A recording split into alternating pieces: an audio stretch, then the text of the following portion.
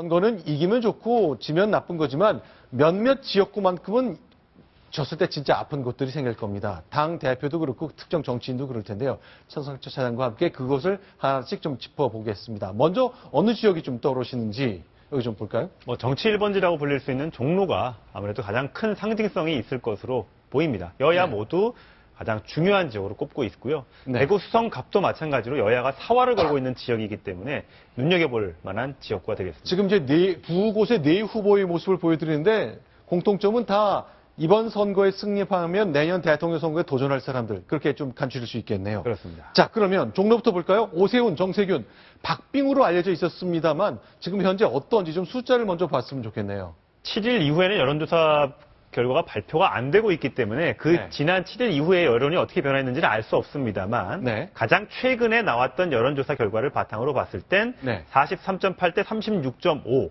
물론 오차 범위 내에 있습니다. 저 그러니까, 여론조사 네. 결과가 지금 그러니까 3월 18일부터 2016년 4월 6일까지요. 11차례 서울 종로 여론조사 한 건데 그러니까 좀 네. 뉴스 톱10 팀에서 좀 새로운 시도를 해보셨네요. 네. 11번에 걸친 여론조사를 평균을 낸 수치입니다. 자, 그러니까 보통 뭐 샘플이 500명이기도 하고 1000명이기도 한데 11개의 여론조사 결과 중앙선거관리위원회에서 수용해서 기록에 올린 그 11개를 저희가 평균을 냈습니다. 그만큼 샘플도 늘어나는 거고 지금 여기 보시는 것처럼 중복된 것 포함해서 이렇게 8곳이 나와 있고 총 11개의 조사입니다. 그랬는데 평균적으로는 오세훈 후보가 43.8 대 36.5로 역시 이것도 오차 범위를 논하기 어렵지만 숫자가 좀 앞선 듯해 보입니다만 논란이 되고 있는 것은 공표 직전에 나온 마지막 두 번의 조사는 정세균 후보가 앞섰단 말이죠. 그렇기 때문에 그렇죠? 지금 깜깜이 기간 동안은 저희 여론조사 공표가 금지가 되기 때문에 알 수 없는데 추세가 어떻게 변하고 있는지도 좀 주목을 해봐야 됩니다. 자, 그런데 한 가지 특징을 잡자면요. 오늘 그리고 최근 들어서 저희가 정세균, 오세훈 두 후보를 만났는데 두 사람의 발언을 들어보시면 아, 이렇게 생각하는구나 방향이 잡힐 것 같습니다. 한 곳은 걱정을 했고 한 곳은 굉장히 낙관을 하네요. 그 얘기를 들어보겠습니다. 지지층이 최대한 투표장에 나와주시지 않으면 정말 상황이 어려운 상황입니다. 동물적인 감각이 있죠. 제 감각은 이미 대세는 기울어지고 있다. 자, 여러 가지 이유가 있겠습니다. 박성원 부국장께 질문 드릴게요. 일단 새누리당 오세훈 후보는 경선 후유증을 좀 앓고 있는 겁니까? 박진 후보가 그동안 좀 돕지 않다가 최근 들어서 유세에 합류했다고 얘기를 하는데요.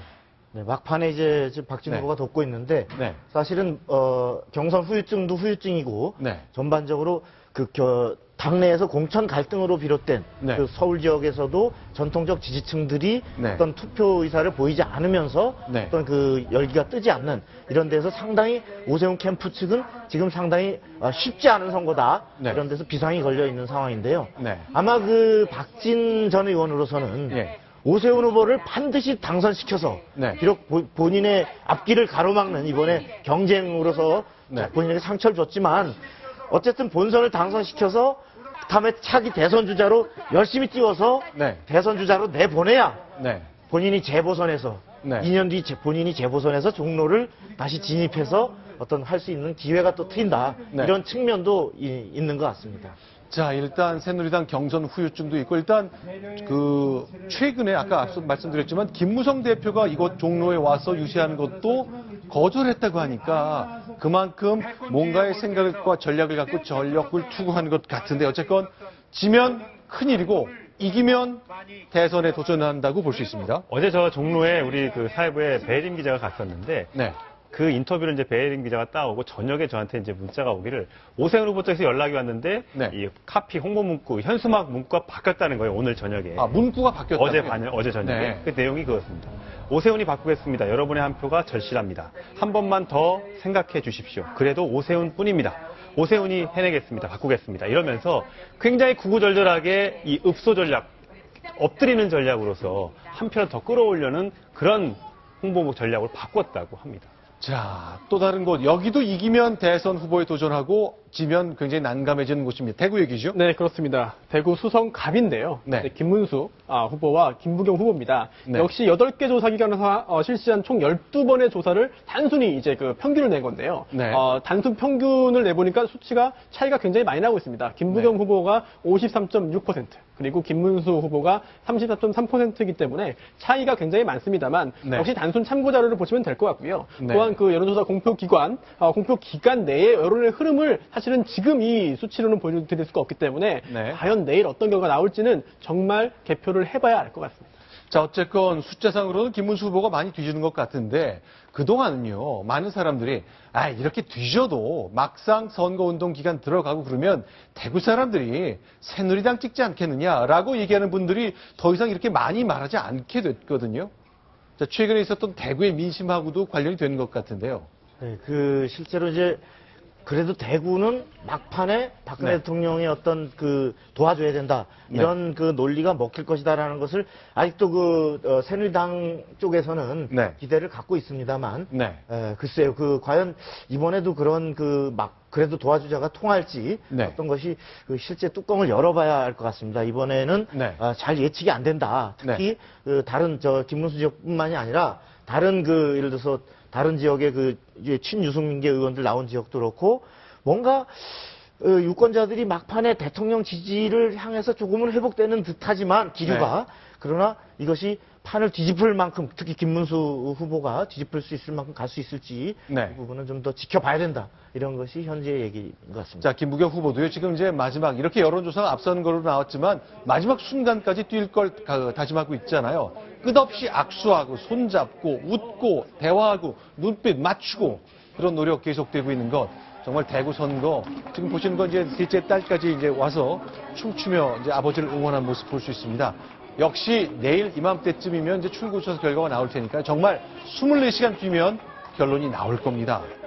자, 다음으로 한번 가보겠습니다. 경상남도 김해을 선거구입니다. 자, 여기는 어떤가요? 봉하마을이 있어서 사실은 친노의 성지라고 부르는데 네. 더불어민주당의 김경수 후보와 새누리당에서는 이만기 후보가 맞붙고 있죠.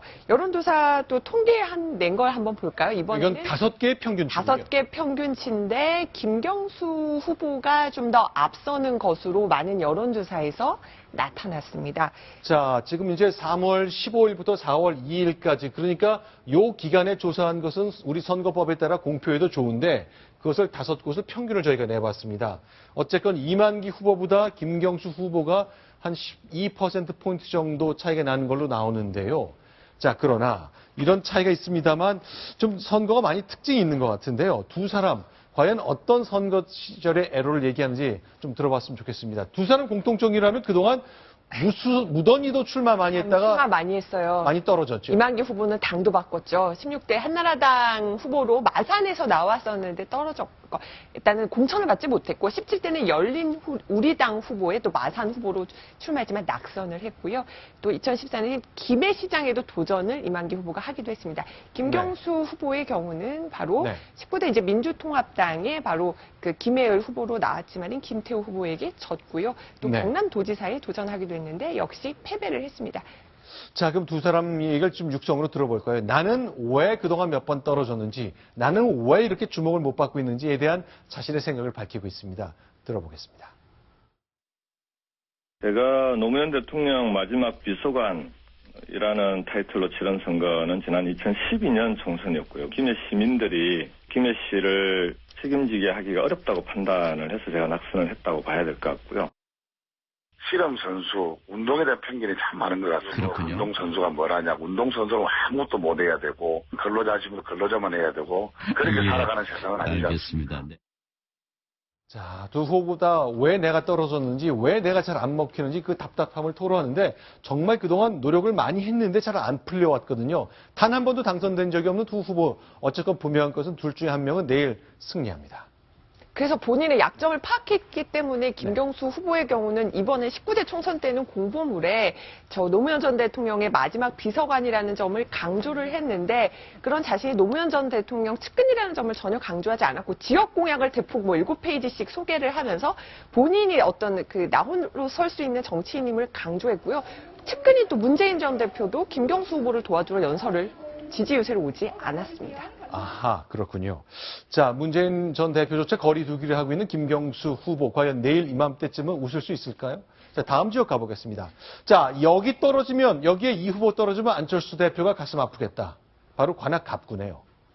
네, 관악갑도, 그러니까 결국 안철수 국민의당이 호남당이라는 이미지를 벗기 위해선 본인뿐만 아니라 네. 서울 수도권에서 몇 석이라도 건져와야지만 저게 전국정당이라는 이미지를 가질 수 있다 보니까 네. 최근에 안철수 대표가 무려 6일 동안 계속 수도권을 다녔거든요. 네. 그중에 여러 차례 간 곳도 있는데 그중에 한 곳이 관악갑입니다.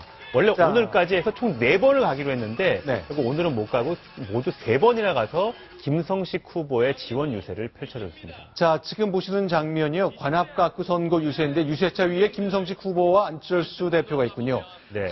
한나라당 의원을 지냈던 분이잖아요. 그렇습니다. 한나라당에서 굉장히 그 개혁적인 성향의 의원이었는데 탈당을 해서 무소속으로 나서 떨어지기도 하고 다시 국민의당으로 들어와서 안철수 대표와 뜻을 같이 하고 있는데 과연 이제 당선이 될 것인가? 네. 저희가 이제 3자 대결로 펼쳐지고 있는데 네. 워낙 저쪽이 그 야당의 텃밭인 지역이라 네. 또 야당이 또 나눠져 있는 상태고 네. 쉽지만은 않은 도전인데 결국 네. 그 안철수 대표나 국민의당에서는 이 골든 크로스가 이루어지고 있다. 지금 치고 올라가고 있다. 이렇게 계속해서 주장을 하고 있습니다. 시청자 여러분께 말씀드릴 것은 지금 관악구 갑 선거구인데요. 두 개의 평균치를 냈는데 그중에 하나는 국민의당이 스스로 한 겁니다. 외부 여론조사 전문기관에 의뢰한 건데 저희가 중앙선거관리위원회에 문의를 해봤더니 이것도 공식적으로 인정할 수 있다고 유권 해석을 내려줬거든요.